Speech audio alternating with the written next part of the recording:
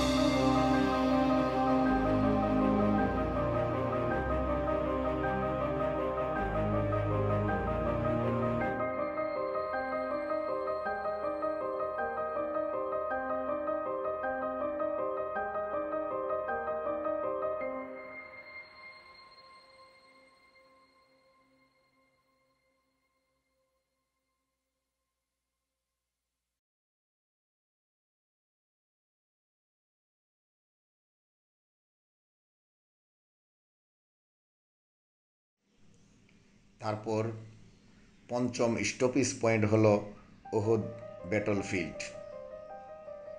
এটি মদিনা শহরের প্রায় 5 কিলোমিটার উত্তরে অবস্থিত। এই উহুদ পাহাড়ের পাদদেশে 3রা হিজরির শাওয়াল মাসে মক্কার কুরাইশ ও মদিনার মুসলিমদের মধ্যে ইসলামের দ্বিতীয় গুরুত্বপূর্ণ উহুদ যুদ্ধ সংগঠিত হয়েছিল।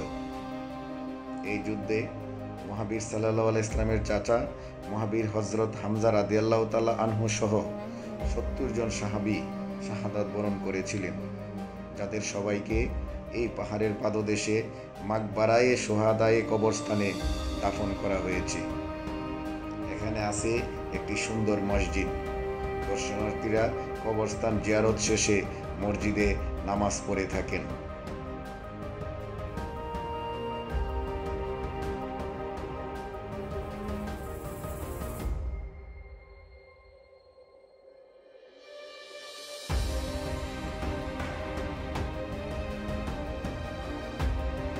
তারপর ষষ্ঠ স্টপেজ পয়েন্ট হলো আল নূর মল।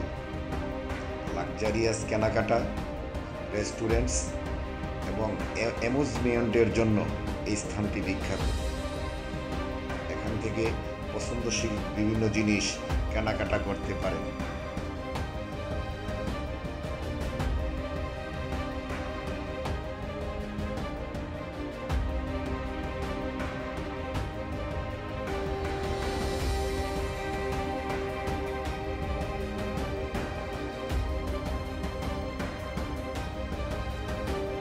তারপর সপ্তম স্টপেজ পয়েন্ট হলো সুলতানাহ রুট।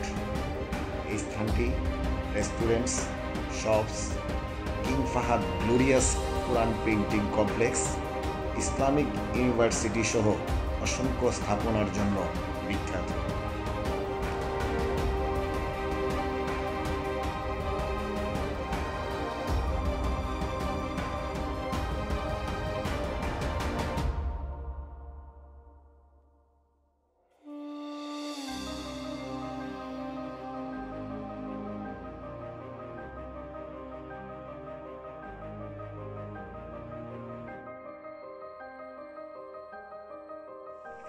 নেক্সট অষ্টম স্টপেজ পয়েন্ট হলো মসজিদে আল কিবলাতাইন।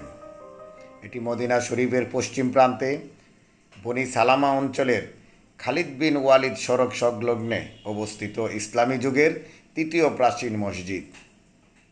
নির্মাণের সময় এর মেহরাব ছিল জেরুজালেমের বাইতুল মুকাদ্দাসমুখী। মহানবী সাল্লাল্লাহু আলাইহি ওয়াসাল্লাম প্রায় 16 মাস বাইতুল মুকাদ্দাসের দিকে মুখ করে নামাজ আদায় করার পর একদিন নামাজ পড়াকালীন সময়ে আল্লাহর নির্দেশে কাবা শরীফের দিকে কেবলা পরিবর্তন করেছিলেন।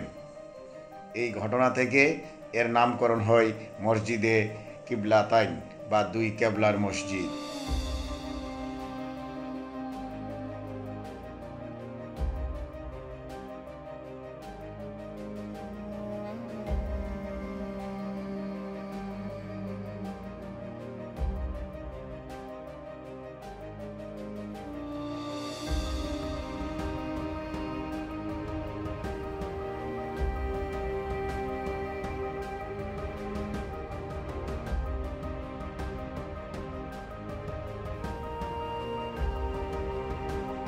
তারপর নবম স্টপেজ পয়েন্ট হলো দ্য ট্রেন্স ব্যাটলফিল্ড বা 7 মসজিদ। এই স্থানটি মদিনার উত্তর সীমান্তে সালাহ পর্বতের পাশে অবস্থিত। এখানে খন্দকের যুদ্ধ সংগঠিত হয়েছিল।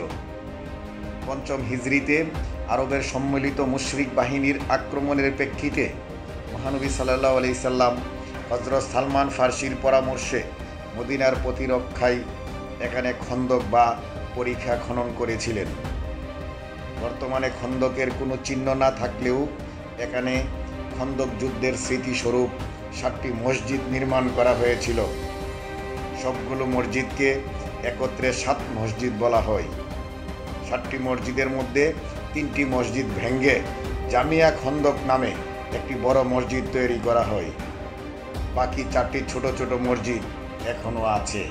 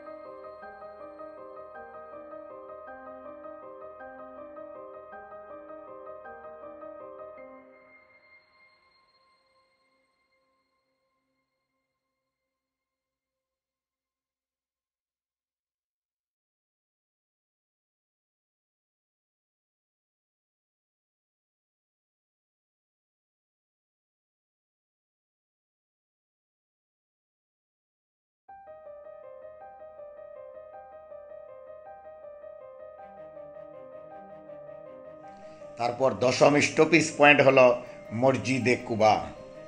এটি মদিনা শরীফের 5 কিলোমিটার দক্ষিণ পশ্চিম কোণে কুবা নামক স্থানে অবস্থিত ইসলামের ইতিহাসের প্রথম নির্মিত প্রাচীন মসজিদ। মসজিদে হারাম, মসজিদে নববী, মসজিদে আল আকসার পরেই মসজিদে কুবার সম্মান ও ফজিলত। এই মসজিদে 2 রাকাত নামাজ আদায় করলে 1 উমরার সমপরিমাণ সওয়াব পাওয়া যায়।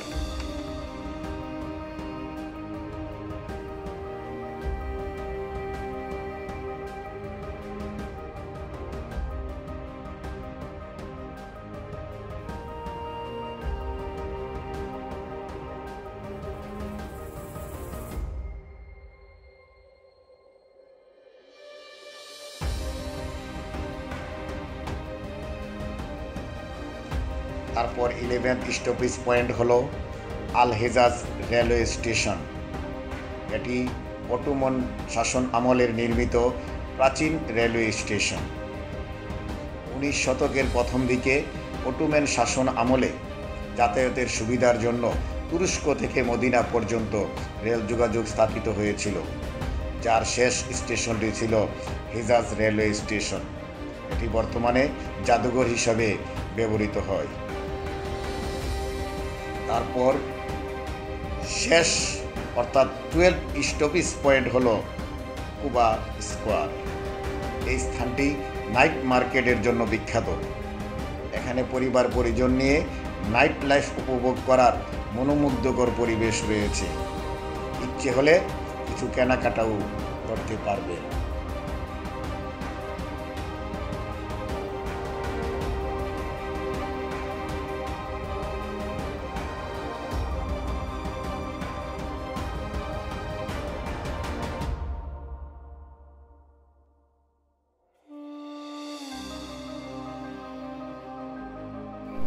আজ এ পর্যন্তই থাক। নেক্সট ব্লগে মদিনা শহরের বাঙালি পাড়া খ্যাত বাংলা রেস্টুরেন্ট সম্পর্কে বিস্তারিত আলোচনা করা হবে। তাই পর্বটি দেখার অনুরোধ রইল। আল্লাহ হাফেজ।